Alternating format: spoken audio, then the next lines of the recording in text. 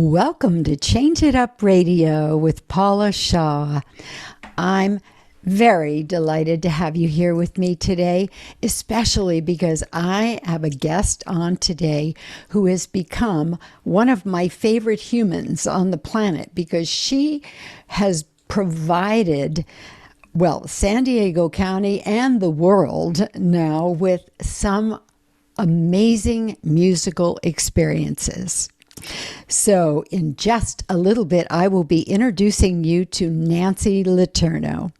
First, I just want to welcome you again and let you know that Change It Up Radio is a podcast that seeks to help people deal with change.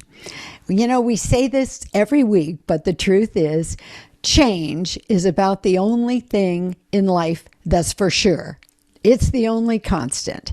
And whether you like what's going on in your life right now or you don't, change is going to come. So get ready.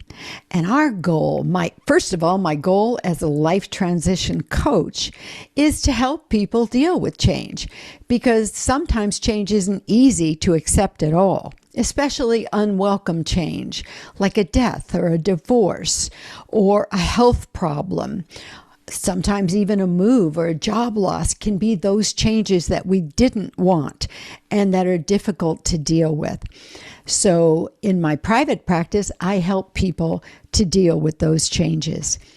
I also have written a couple of books that help people deal with change. The first one is called Grief, When Will This Pain Ever End? Oh, and it's so nicely tied in with my outfit today. For those of you who are listening on audio, you don't get to see that the book cover and my jacket and my necklace are working very nicely together. Anyway, Grief, When Will This Pain Ever End? Is a book that I wrote to help people move through their grief and not become it. So the chapters are short because our concentration is not great when we're grieving. And then there are lots of tools and articles in this book that can help people move through their grief, because so often people just don't know what to do. And trust me, time doesn't heal all wounds. Time passing may take the edge off the acuteness of your pain, but it doesn't heal the pain. So we need to be doing something every day once we've dealt with loss and we're working with grief. So that book is really helpful for that. And my latest book, Saying the Right Thing When You Don't Know What to Say, is really one of my favorites. It's a little small book, can fit in your purse or your glove box or your briefcase, and it's a great one to have around when someone you love has been dealing with some kind of loss and you're just not quite sure what to say, how to help. Even when we really want to, so often we don't show up for people who need us because we're not sure what to say. So check out those books so that you can be better prepared, so that you can work with your own grief should you be experiencing it. And I'm a believer that pretty much everybody on the planet is, because this pandemic changed everything. And we've all dealt with some kind of loss. Even the children dealt with a year in which things were very, very abnormal going to school at home. Alrighty, and just wanted to also say that if you would like to learn more about my work as a life transition coach, you can get that information at paulashaw.com. And more information about this show can be found at changeitupradio.com.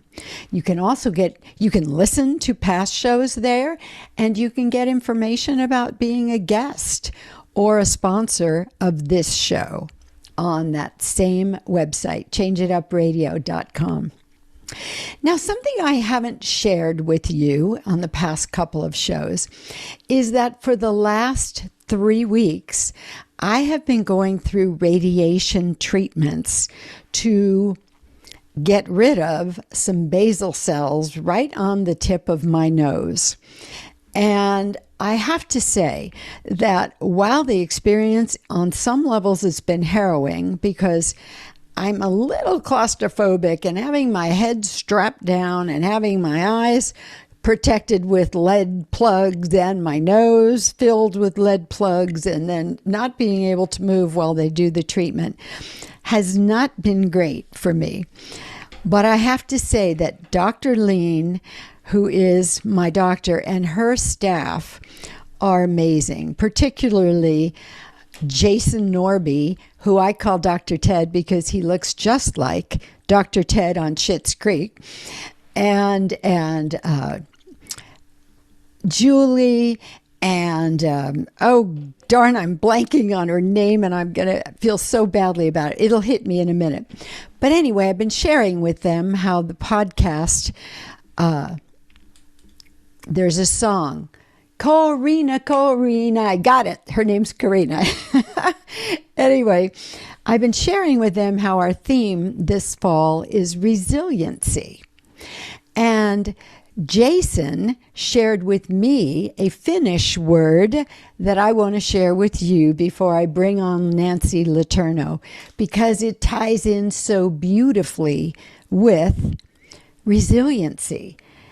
So this is a Finnish concept called SISU, spelled SISU. It's a Finnish term that can be roughly translated into English as strength of will, determination, perseverance, and acting rationally in the face of adversity. It's not momentary courage, but the ability to sustain that courage. It is a word that can't be fully translated, but I think that gives you the idea. And if you're not real clear exactly what SISU means, you will be after you meet Nancy Laturno, because she could be the poster girl for SISU. Nancy Laturno co-founded Mainly Mozart in 1988. Under her leadership, Mainly Mozart has grown from a 2-week festival into a year-round producer of world-class orchestral and chamber music concerts, a youth orchestra, outreach for students and adults, and innovative programs such as Mozart and the Mind. She is responsible for all aspects of the organization's strategic, artistic, and operational planning and implementation. That is a very busy woman. Lucky for us, she spared some time today to come and join me so you can learn more about Mainly Mozart. So Nancy, please turn on your camera and your mic and join us. Hello. Hi, Paula. I am so honored and delighted that you're here today. I have to share with our listeners that I first heard Nancy at my Rotary meeting, the Rancho Santa Fe Rotary meeting, and I was so impressed that I asked her right then and there if she could do the podcast, and she was gracious enough to say yes, but she's so busy that it took us almost a month to put it together. So let's make good use of our time, Nancy. Good. First of all, please share with our listeners how you got into this huge job that I just described. Are you a musician yourself, or was it your lifelong dream in college to be in charge, be the wrangler for a bunch of musicians? How did it happen? Never. No, I was a poli-sci major, and I worked in my very young years in party politics. And in my early 20s, actually through Jim and then Susan Laslovic, Jim was with the San Diego Chargers at the time, I ended up, through this circuitous route, becoming the director of marketing for the San Diego Symphony in my early 20s. Oh my gosh. And I was there for 6 years with Maestro David Atherton. He and I both left in late 80s or 87, I guess it was. And then he suggested the idea of starting Mozart Festival. And I said, no, not No, that does not sound like something I want to do. But he went back to London, and I set about trying to be helpful with venues and board and finding an executive director for the organization. And the next thing I knew, I was leaving my job and doing this. That was in early 1988. Oh my, that's a long time ago. Mm-hmm. And we chartered in fall of 1988 and had our first festival in 1989. And the greatest blessing was we had no idea that what we were undertaking was impossible. That it was, we didn't really know what we were doing. We knew how to produce concerts, but the whole other piece of it seemed like it was going to be much easier than it was. I heard a talk the other night. There's a new kind of talks that's kind of the female version of TED Talks, and they're called SISU Talks. And one of the speakers was saying that the best advice she ever got, and it came from somebody pretty famous whose name I can't remember right now, is when someone asks you to do something that you don't really know how to do, if it sounds exciting and good to you, say yes and learn fast. Oh my gosh. It sounds like that's what you did. Oh, no, the poster child for that. And I know where I learned it. It was my mother who told me, just say yes, learn how to be quiet, learn how to nod intelligently. And no, when I started at the San Diego Symphony, I had no background in classical music. Oh my goodness. And I think my thoughtful looking nods got me through a lot of what I didn't know. And no, that's been 100 years ago, because I started in classical music at the San Diego Symphony back in 1982. Wow. That's 39 years ago. So I don't have to nod quite as much anymore, but still. Well, yes, I'm sure you've learned quite a lot since 1982. Mm-hmm. So what year did you say it was that you began mainly Mozart? We chartered in 88, started performances in 89. Oh, so that's been a long time too. A long time. And so in its original form, because I know it's changed now, but in its original form, were you performing like in concert halls, or how did it work? Well, when COVID hit, our regular home since 2008 had been the Balboa Theater downtown. Oh.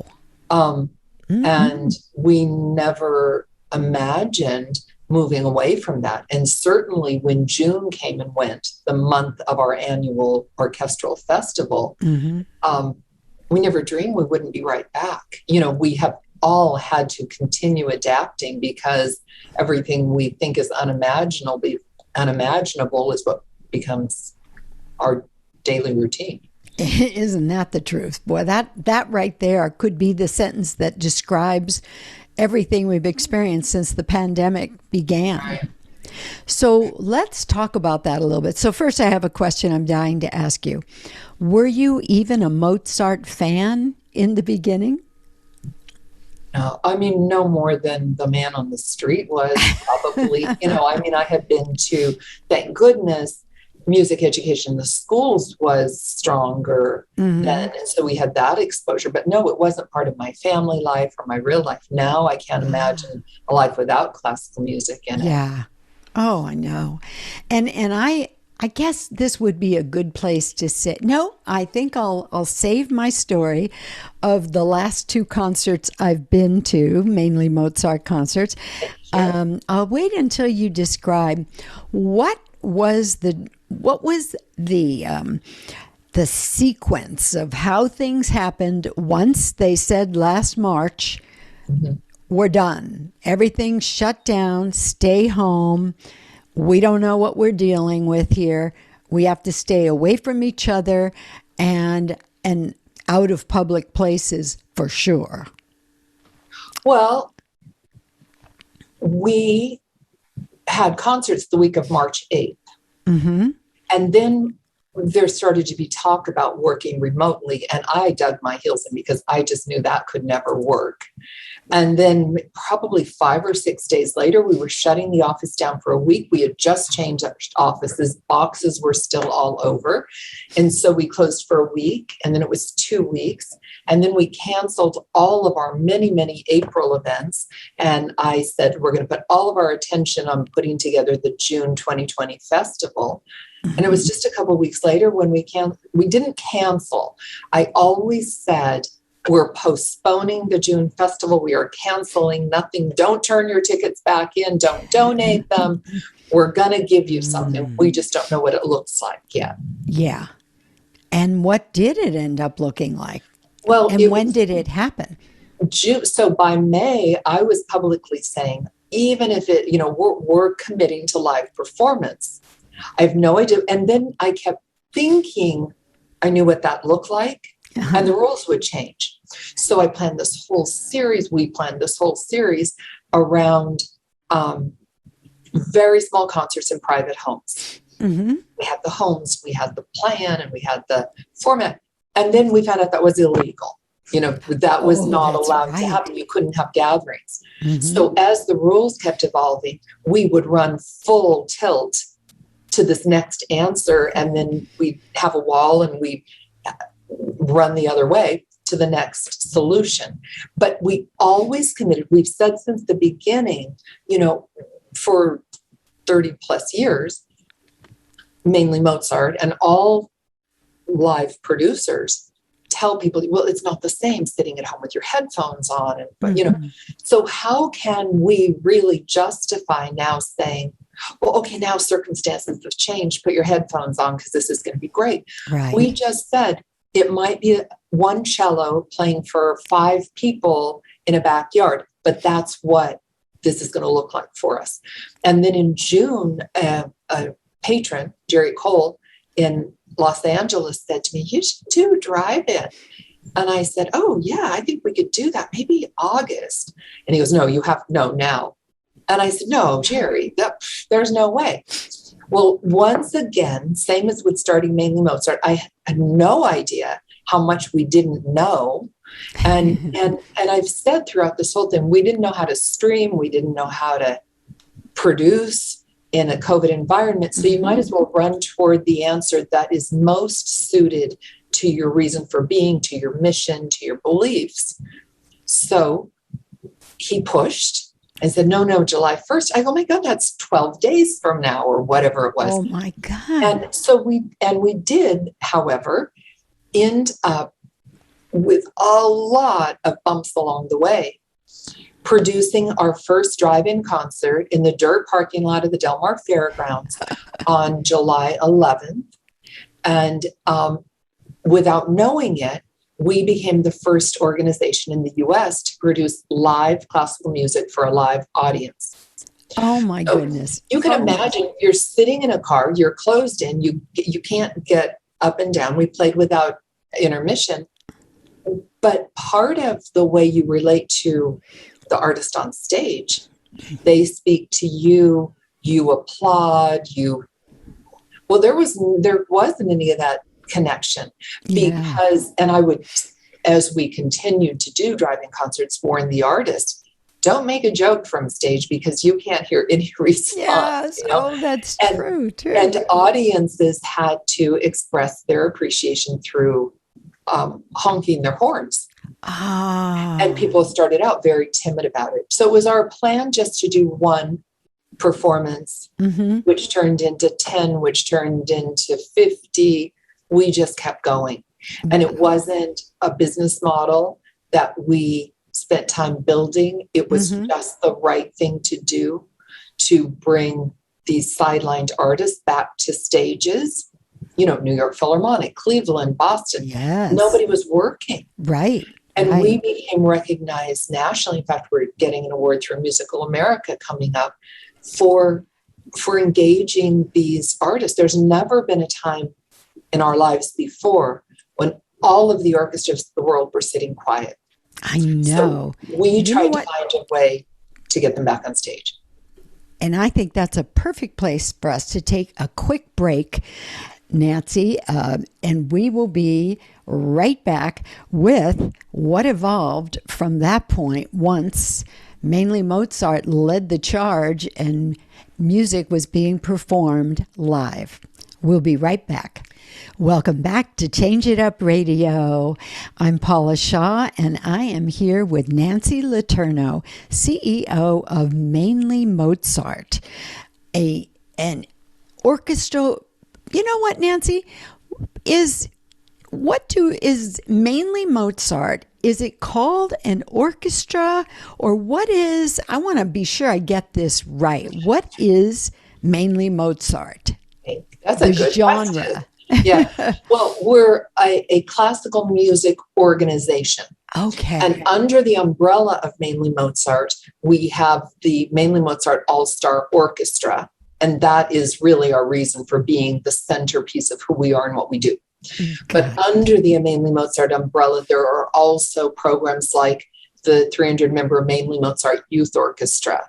Oh, and my goodness. I didn't realize it was that big. Yeah. And Music in the Mind and our autism programming and chamber music. So there are many ways we explore Mozart, genius, collaborative music making, all of these qualities that define Mozart under the umbrella of Mainly Mozart. But our All-Star Orchestra is really our centerpiece, our reason for being, and what we're best known for. And that is the experience that I got to have my birthday weekend. And actually it was a weekend after my birthday, but it was my birthday outing with my children. We went to the September 11th concert, and I'm telling you, it was magical.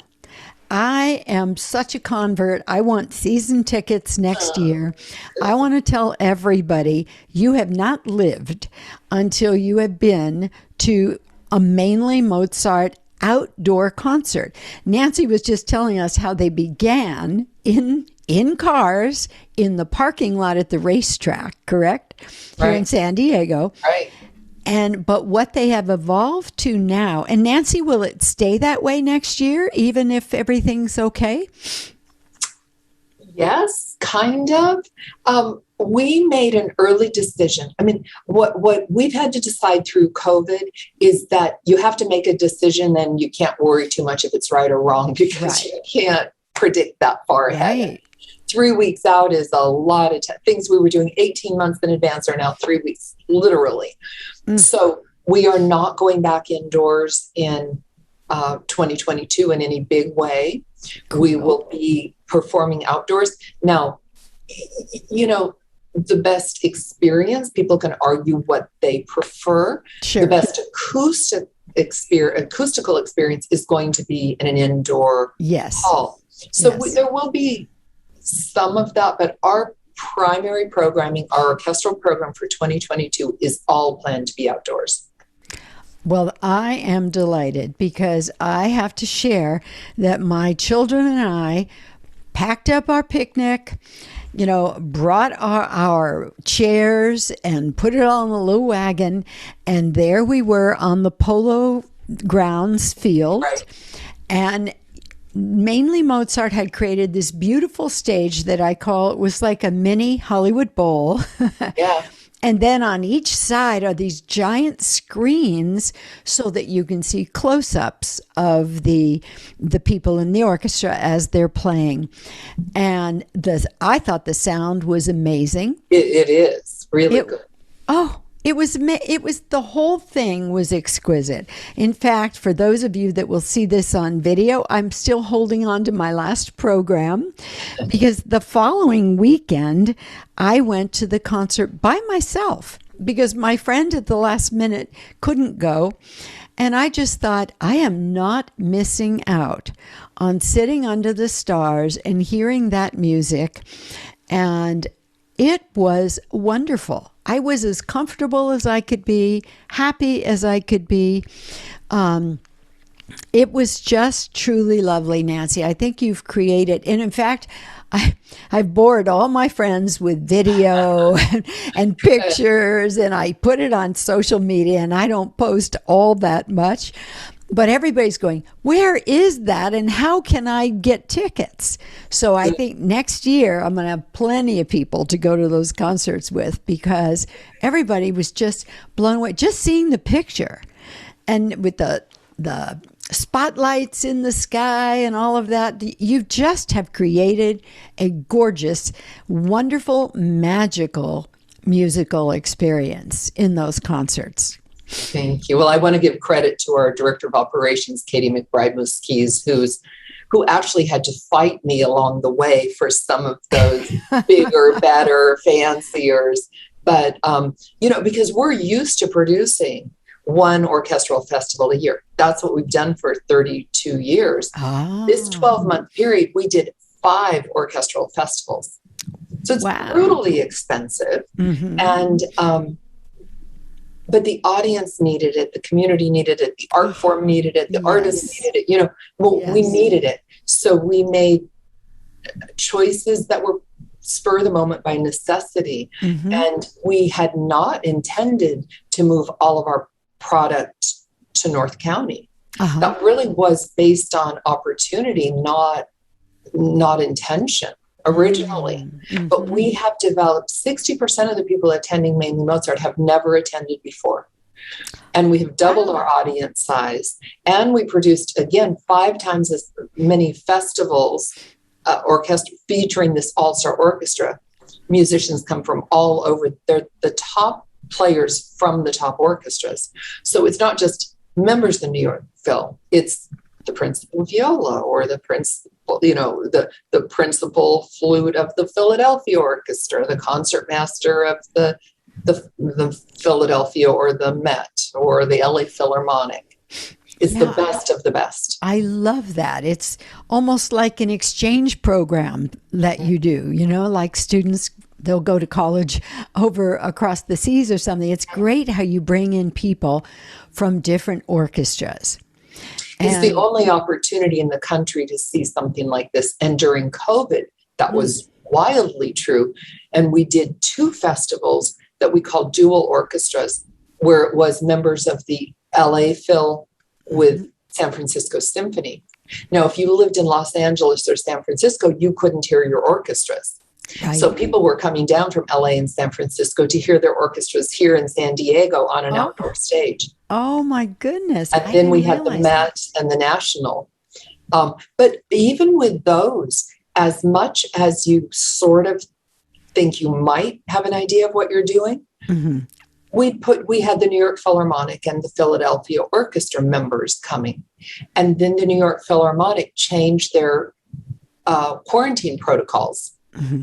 Which they needed to be doing too. Everybody was in a state of trying to figure this out. Sure. So suddenly we don't have the New York Philharmonic. Oops, we don't have the Philadelphia Orchestra because they just booked a recording session. So to say we were fluid, it was like, I think we have absolute nerves of steel if we didn't before, because you have to be ready for everything to change. Lord. Absolutely. 2-3 weeks out. Well, in the introduction, I talked about this word SISU, a Finnish word. Oh, yeah. And these are, I want to just repeat this again, the characteristics of this concept of SISU: strength of will, determination, perseverance, and acting rationally in the face of adversity. I'd say you guys clicked all the boxes on that one. I had never heard that word, but I loved it. I loved that. Thank you. Yes. I'm so thrilled that you did what you did, because I am a convert, and I'm telling you, I'm serious. I want season tickets. I will be so excited for next year to start. I had experienced a home concert prior to this, but there was nothing like what I experienced. I mean, hearing that whole orchestra, and both weekends I went, you did have guests, very prominent guests from other orchestras. That was exciting. Uh-huh. But before I let you go, Nancy, I have got to ask you about 2 things you mentioned. One, you said you had some kind of a music and autism program. What is that? Well, 12 or 13 years ago, I had this idea that didn't bear out at all because I didn't know what I was talking about again.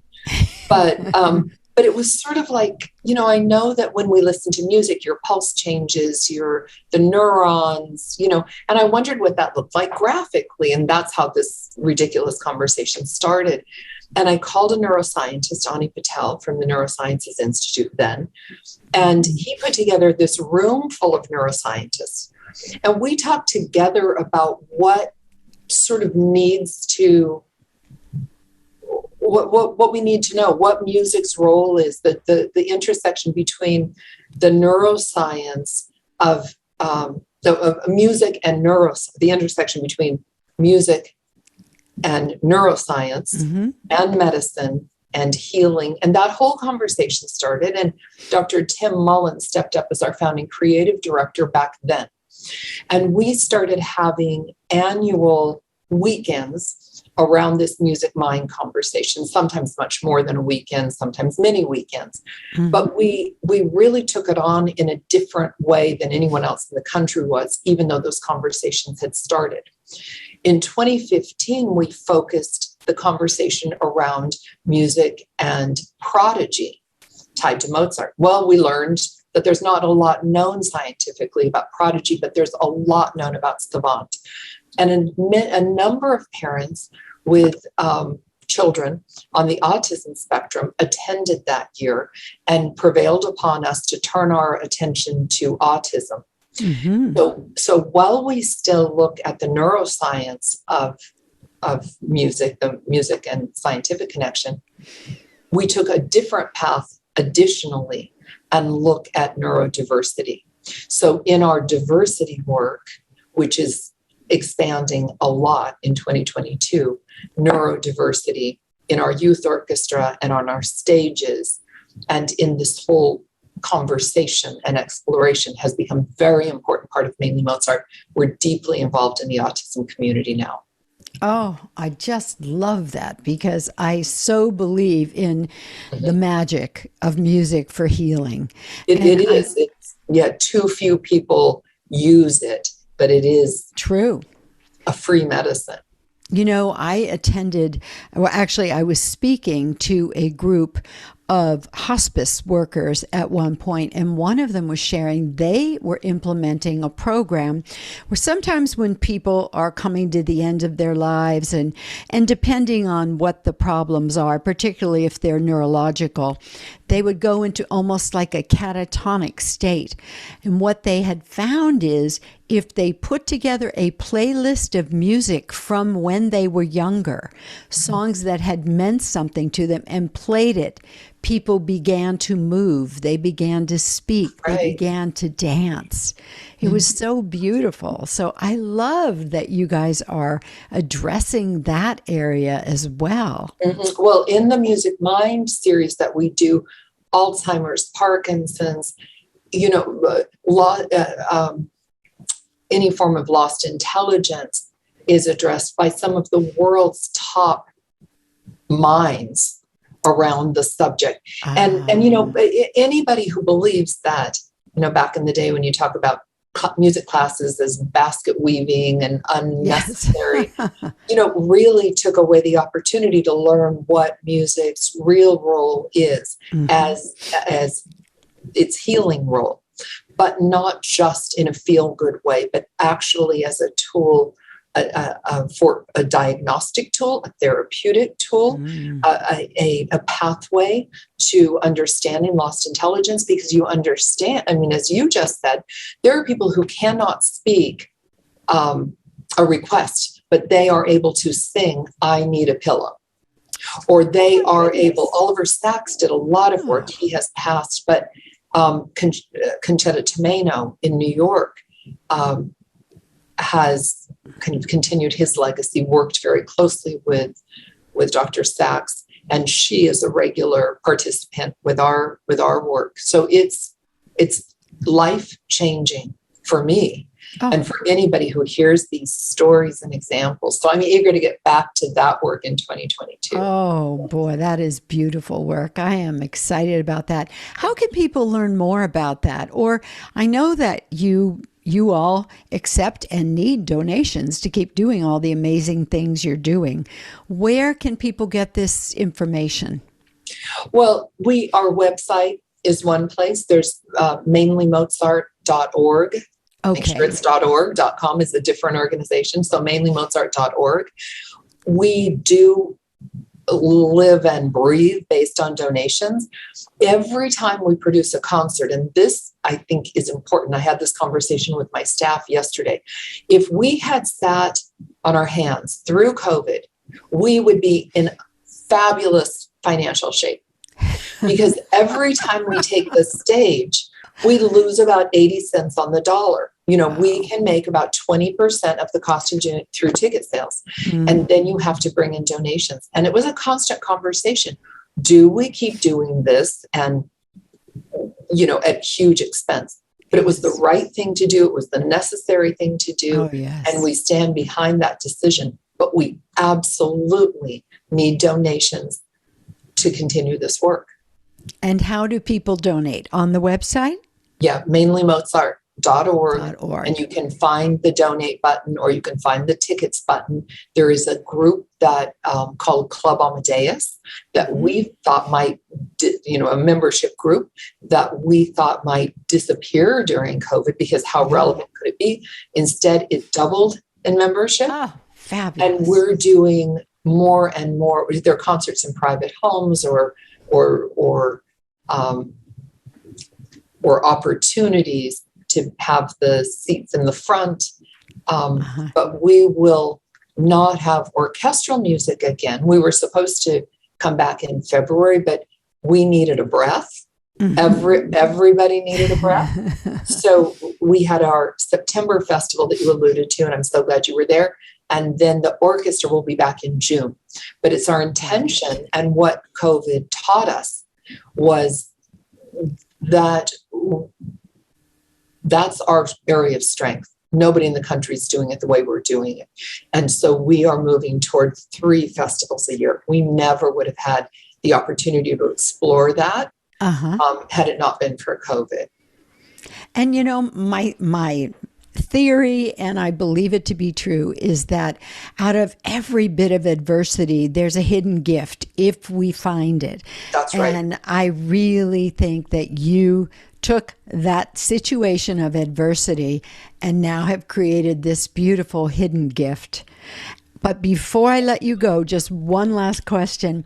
If there's somebody who's listening to this podcast who has a child who's very interested in music or who's playing an instrument, how can kids get information about this youth orchestra that you've developed? Thank you for asking that. And our youth orchestra really is exceptional. And it is open to, I would encourage people not to be dissuaded by their financial ability to participate, their child's level of playing. If there's an interest, we will make it work. If there are, we also invite children with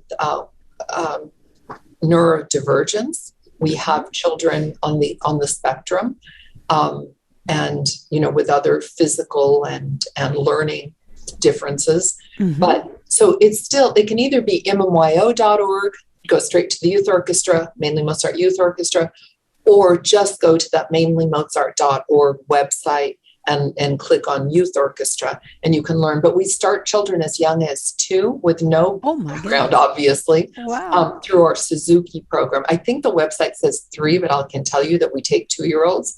And we have a wonderful instructor certified in Suzuki instruction who, can start. And it's much more than playing an instrument. It's about learning leadership and communication and tolerance and all kinds of other things and bravery. Yeah. Ooh, I love that. Oh, Yeah. Nancy, I can't thank you enough for all that you've shared with us today, for all the work you do and what you've created for our community and for the world. I'm so happy that I met you, and I'm so delighted that you consented to be a guest on this show. So thank you, thank you, thank you. And to everybody listening, go to mainlymozart.org and get involved, get your tickets, listen to this amazing creation that this woman has worked so hard on. And I love all this information about the other aspects of mainly Mozart. I'm going to be doing my research, and I may have to have you back again just to talk about some of these other programs. Anytime. We will be, well, we're not stopping. We're going to be producing straight through, and the big diversity weekend is in April. Oh, during Autism Awareness Month. Yeah. Oh, fabulous. Oh, and if there's anything I can do to help in any way, Nancy, don't hesitate to call me. Count on that. Okay. I will call. Thank you, Paula. All right. Thank you. And thank you to our listeners. Remember, you can hear us on every major podcast platform, including iHeartRadio and Blog Talk Radio. And please share the show and like it and subscribe so we'll know that you'd like us to bring you more of this kind of information and this kind of wonderful guest. So thank you to you all. Have a great week. Nancy, thanks again. Thank you, Paula. Bye-bye.